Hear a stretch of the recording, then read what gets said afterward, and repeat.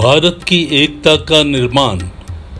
Speeches of Sardar Vallabh भाई Patel 1947 to 1950 in Hindi. Sardar Vallabhbhai Patel, who is known as the Iron Man of India, created India we live in. It was his selfless love for motherland which gave him the unshakable determination. His pragmatic approach to solving knotty problems, his earthly vision and impeccable strategy were instrumental in fighting the most adverse circumstances. The partition of the country, which created Pakistan in the east division of Bengal and in the west division of Punjab, created unprecedented problems. Transfer of population of Hindus and Muslims on both the sides had created disaster. Peaceful settlement of Hindu refugees from both the areas was a daunting task. Sardar Patel's indomitable will and courage helped him to manage all fronts successfully. Only he could convince or compel the 562 independent states in the country to join the Union of India. Only Sardar could create the real India, the great India we are proud of. His speeches will continue to inspire the future generations of our country. Kashmir में घुसपैठ, यह तो ठीक है कि खूब मारपीट हुई। उन्होंने भी बहुत बुरी तरह से काम किया और हमने भी बहुत बुरा काम किया। दुनिया में हमारी बदनामी हुई, जगत के सामने हमें सिर झुकाना पड़ा। ठीक है, जो कुछ हुआ सो हुआ, लेकिन तुमको क्या ज़रूरत थी कि बाकी हिंदुस्तान में घुसने की कोशिश करो? आप क्यों जूनागढ़ के दरवाजे पर आ बैठे? क्या ज़रूरत थी आपको? यहाँ तक कहाँ से आ गया पाकिस्तान?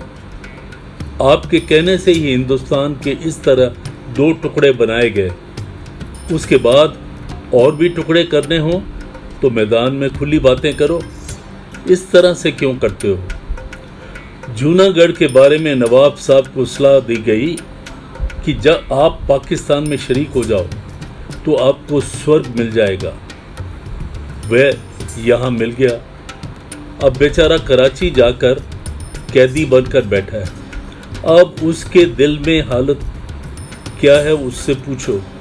खुदा को याद करता होगा। उससे पूछो कि जूनागढ़ में, हिंदुस्तान में जेल में रहना अच्छा है या पाकिस्तान के स्वर्ग में। फिर उन्होंने कश्मीर पर अड्डा लगाया।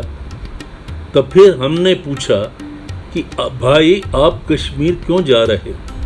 तो कहने लगे हम तो वहाँ कुछ नहीं करते। कश्मीर में तो एक आज़ाद गवर्नमेंट बनी है जिसे कश्मीर के मुसलमान चला रहे हैं। लेकिन यह बात ज़्यादा दिन तक नहीं चली। असली बात खुल गई। वहाँ फ्रंटियर सरहद के मुसलमान गए। उन्होंने पाकिस्तान की तरफ से हथियार, कपड़ा, खाना पीना और सब सामान उनको दिया गया। उनको मोटर लारी और लड़ाई की सब चीज़ें भी दी गई। उनको लड़ाई की तालीम देने के लिए पाकिस्तान के अफसर भी भेजे गए। तब हमने पूछा कि ये क्या कर रहे हो? खुली लड़ाई क्यों नहीं करते? तो कहने लगे हम कुछ नहीं करते हैं। इतना होने पर भी हमने कोई झगड़ा नहीं किया। हमारी तरफ से, हिंदुस्तान की सरकार की तरफ से सारी दुनिया की बड़ी बड़ी सल्तनतों की जमायत, जो यूनाइटेड नेशंस कहते हैं, उनको लिखा गया कि भाई पाकिस्तान और हिंदुस्तान दोनों देशों की सरकारें आपके यहाँ शरीक हैं, आप संस्थाओं में हैं, आपकी संगठन में शामिल हैं। इससे आप कानून में सीधी लड़ाई नहीं कर सकते। तो आप उसका फैसला कीजिए कि इस लड़ाई में पाकिस्तान का कितना हिस्सा है। जब हमने यूनाइटेड नेशंस को इस तरह से लिखा, तब उनकी तरफ से ज़फ़रुल्लाह साहब कहते हैं कि वहाँ क्यों गए? बाहर जाने की क्या ज़रूरत है? अपना मैल और मैला कपड़ा बाहर धोने की क्या ज़रूरत है? वह धोना हो तो अपने घर में धो। अभी 4 महीने तक हम पंजाब में अपना मैला कपड़ा धोते रहे तो पूरा नहीं हुआ। अभी कहते हैं कि घर में अच्छी तरह से धो, अच्छी बात है। अब अपनी गवर्नमेंट को मैं सलाह दूंगा कि अजी ज़फ़रुल्लाह साहब कहते हैं कि वहाँ क्यों गए? हिंदुस्तान की सरकार को वहाँ जाने की क्या ज़रूरत थी? वहाँ नहीं जाना चाहिए था। आपको अपनी अर्ज़ी वापस ले लेनी चाहिए, फिर आपस में लड़कर हम इसका फैसला कर लेंगे, यही ठीक रहेगा। यदि वह चाहते हैं तो हम अपनी अर्ज़ी वापस ले लेंगे, मगर हमें बताइए कि दूसरा रास्ता क्या होगा। फिर तो हमें सियालकोट और लाहौर होकर जाना पड़ेगा। यदि वह पसंद है तो फैसला करना अच्छा है, लेकिन इस तरह से कहना और बार बार सरासर झूठ बोलना मेरी समझ में नहीं आता। यह किस तरह का पाकिस्तान चलेगा? तो मैं कहता हूँ कि पाकिस्तान गिरेगा तो इसी तरह से गिरेगा।